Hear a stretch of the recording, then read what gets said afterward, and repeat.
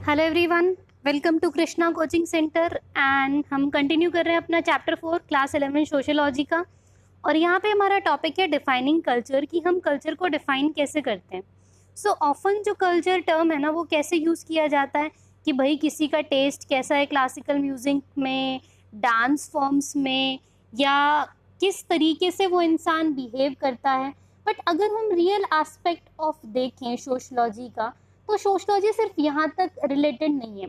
Sociological looks में अगर हम देखें तो कल्चर क्या है, जब कल्चर वो नहीं है कि जो इंडिविजुअल को डिफरेंट करता है, कल्चर वो है जो पूरी सोसाइटी को डिफरेंट फील करवाता है।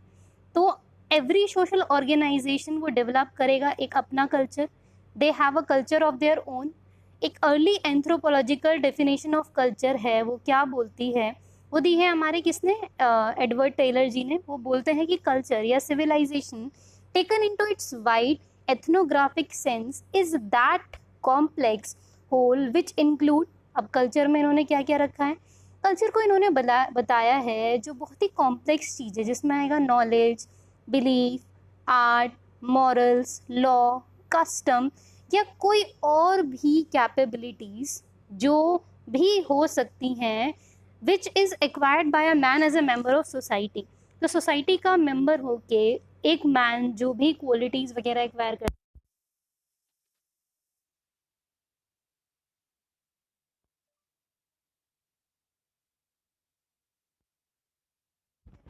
लेडीज एंड जेंट्स, इसको देख के बहुत सारी चीज़ें जो है वो हम समझते हैं। क्या चीज़ें समझ में आ रही है कि डिस्कस हाउ जो विजुअल है it captured a way of life, कि ये दो लोग कुछ कुछ भी कर रहे हैं तो उसको दो लोग सोसाइटी को किस वे में देखेंगे, तो ये चीज़ इंपॉर्टेंट हो जाती है। तो टू जनरेशन लेटर जो फाउंडर थे फंक्शनल ग्रुप ऑफ एंथ्रोपोलॉजी के, जिनका नाम था ब्रॉनिस लॉ मैलिनवोस्की, जो पोलैंड में थे, उन्होंने क्या लिखा कि कल्चर का क्या मतलब है। कल्चर के अंदर आएंगे inherited artifacts, goods, technical process, ideas, habits और वैल्यूज़। वहीं पे क्लिफोर्ड कीट्स जो हैं वो क्या सजेस्ट करते हैं कि अगर हम ह्यूमन एक्शंस को देखें in the same way as we look at words in a book and see them as a conveying a message, तो मैन क्या है, मैन एक एनिमल है which या who is suspended in the webs of significance he himself has spun। तो उनका क्या मतलब है कि मैन एक ऐसा एनिमल है जो खुद के बनाए हुए जाल में धीरे धीरे फंसता जा रहा है, और वो जाल कौन है, वो जाल है कल्चर। उन्होंने ऐसा क्यों बोला, वो ऐसा इसलिए बोलते हैं क्योंकि उनके हिसाब से कल्चर ने एक चीज़ फिक्स कर दी। वो एक चीज़ क्या है, वो आपका बिहेवियर, कि आप अगर बिहेव करोगे ना तो आप इसी वे में बिहेव करोगे।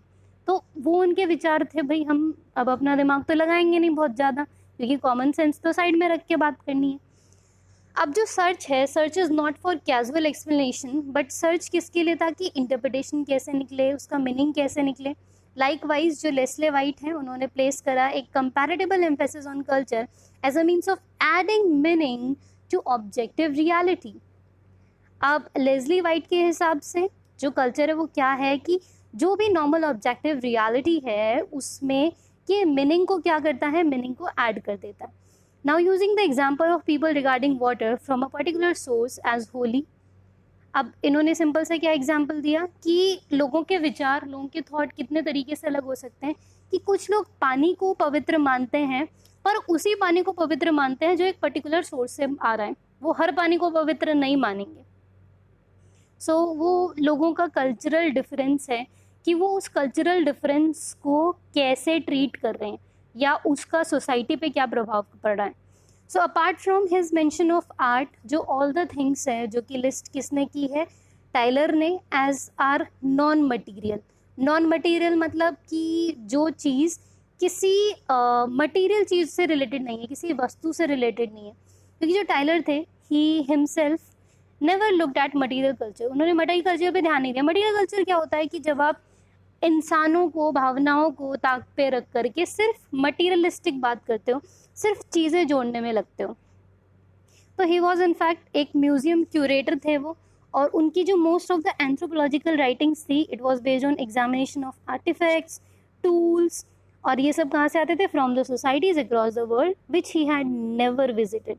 और ऐसी सोसाइटी, ऐसा वर्ल्ड जो उन्होंने मेनली कभी विजिट नहीं किया है. So we can now see his definition of culture कि वो कैसा था. It is an attempt to take into account उनके कैसे विचार, intangible and abstract dimensions. Intangible यानी कि which can't be touched, abstract यानी कि जो फीलिंग्स पे बेस्ड होता है. वहीं मैलिनोवस्की, उनकी डेफिनेशन अगर हम देखें तो it is happen to be stranded on an island in a western Pacific during the first world war and discovered thereby the value of remaining of an extended period with the society and was studying. This led to establishment of tradition of field work.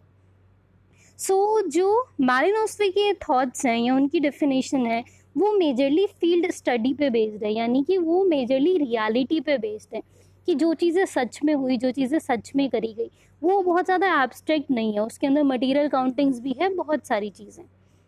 So principle of definition of culture, एक anthropological studies led Alfred Kroeber and Clyde Kluckhohn, जो anthropologist थे US के, उन्होंने publish किया एक comprehensive सर्वे जिसका title था culture, a critical review of concept and definition. ये सारा इंट्रोडक्शन चल रहा है भाई कल्चर का.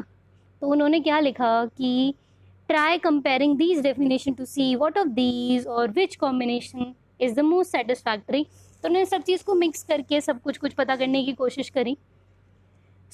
उन्होंने बोला कि कल्चर एक तरीके से क्या है, वे, ऐसा वे जिससे आप कुछ चीज़ लर्न करते हो और कैसे बिहेव करते हो. कल्चर क्या है, अगर हम टोटल ओवरऑल बात करें, एक वे ऑफ थिंकिंग है, फीलिंग है, बिलीविंग है, ठीक. Second cheese, total way of life of people, कि लोग अपनी ज़िंदगी कैसे गुजारते हैं. एक ऐसा एब्स्ट्रैक्शन, ये एक ऐसा विचार जो हमारे बिहेवियर में शो होता है, हमारा एक लर्न बिहेवियर, जो चीज़ हमने सीखी. A store house of pooled learning, जो ओवरऑल आप समझते हो, सीखते हो, कल्चर के नाम पे वो स्टोर हो जाता है.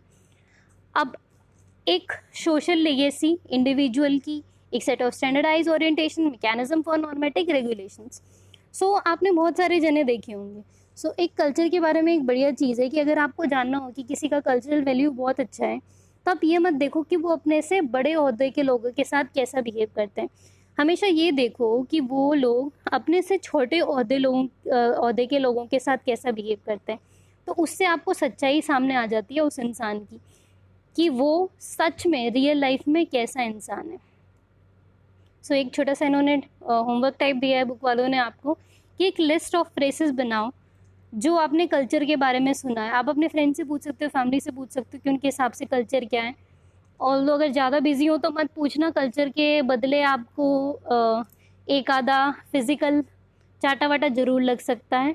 वो आप तब पूछना जब वो बहुत ही फ्री वगैरह हो, कि आप बताइए आपके हिसाब से कल्चर क्या है. ये नहीं कि किधर भी घुस जाओ, क्या आपके टूथपेस्ट में नमक है, ऐसा करके, नो. अब अगर हम बात करें डायमेंशंस ऑफ कल्चर, यानी कि कल्चर के जो डायमेंशंस हैं, जो प्रकार हैं, वो किस तरीके के हैं, तो मेजरली 3 डायमेंशन होते हैं. एक होता है कॉग्निटिव, दूसरा होता है नॉर्मेटिव एंड तीसरा होता है मटीरियल. होते क्या है, कॉग्निटिव का मतलब क्या है, जो आपके अंदर से एकदम से आता है कि हाँ मुझे तो करना ही करना है ये. जैसे जब सेलफोन की रिंग बजती है आपके अपने सेलफोन की, तो आप कहीं पर भी आपको एकदम से पता लग जाता है कि हाँ भाई ये तो मेरा ही सेलफोन है. या आपने कोई ऐसा कार्टून वार्टून देखा और उस कार्टून को देख के आपको किसी पर्टिकुलर पॉलिटिशियन की याद आ जाती है. फिर है नॉर्मेटिव. नॉर्मेटिव वो है जो एकदम से अंदर से नहीं आता, ये वो रूल्स ऑफ कंडक्ट हैं, यानी कि वो कायदे हैं जो आप ज़िंदगी में सीखते हो, कि जैसे किसी और का लेटर नहीं पढ़ना चाहिए, या जब किसी की डेथ हो तो कैसे रिचुअल्स परफॉर्म करने चाहिए, ये सब चीज़ें. फिर आता है मटीरियल. ये ऐसा एस्पेक्ट है, ये ऐसा डायमेंशन है कि अगर कोई पर्टिकुलर चीज़ होगी ना, तो उस चीज़ के सामने आने पर ही वैसा बिहेव हो पाएगा. अगर वो मटेरियल वहाँ पे नहीं होगा तो वहाँ पे आपका बिहेवियर वैसा नहीं होगा. फॉर एग्जांपल इंटरनेट होगा तो चैटिंग होगी, नहीं होगा तो नहीं होगी. राइस फ्लोर होगा तो उससे कुछ बना सकते हो, नहीं होगा तो नहीं बना सकते. यानी कि जिसके लिए विचारों से ज़्यादा उस सामान की ज़रूरत पड़ेगी, तो वो किस में आ जाता है, वो आ जाता है आपके material type of dimension of culture में. तो this is material type of. So it may have occurred to you कि जो हमारी अंडरस्टैंडिंग है मटेरियल कल्चर की, specially art, it is incomplete without knowledge acquired by cognitive and normative ideas. अब देखो इन्होंने ये बढ़िया बात बोली कि हमने डिवाइड तो कर दिया 3 में, लेकिन मटेरियल में जो काम होगा ना, वो तब तक नहीं हो पाएगा जब तक कॉग्निटिव नॉर्मेटिव नहीं होंगे। जैसे कि हमने देखा इंटरनेट की ज़रूरत है चैटिंग करने के लिए, बट किससे कैसी चैटिंग करनी है ये तो आपने नॉर्मेटिव एंड कॉग्निटिव में भी सीखा ना। आप अपने ऐसे किसी टीचर को थोड़ी लिख सकते हो hi babes how are you, लेकिन जो आपके बेस्ट फ्रेंड है you can write something like that. So वो बोल रहे हैं कि इसीलिए ये सब चीज़ एक दूसरे पे क्या हो जाती है, कहीं ना कहीं किसी ना किसी वे में रिलेटेड हो जाती है। सो हमारा जो डेवलपमेंट ऑफ अंडरस्टैंडिंग है सोशल प्रोसेस का, या किस तरीके से हमारी cognitive skill of literacy work करेगी, वो सब कुछ कहीं ना कहीं एक दूसरे से रिलेटेड है। तो it in fact becomes a norm for private letters to be read out by the third party, but as we see below, to focus on each of the areas separately provide many important insights। अब इनके बारे में detailing दे रखी है, इस detailing को हम cover करेंगे अपने अगले वीडियो में। So thank you so much, I will meet you all in my next video. Thank you.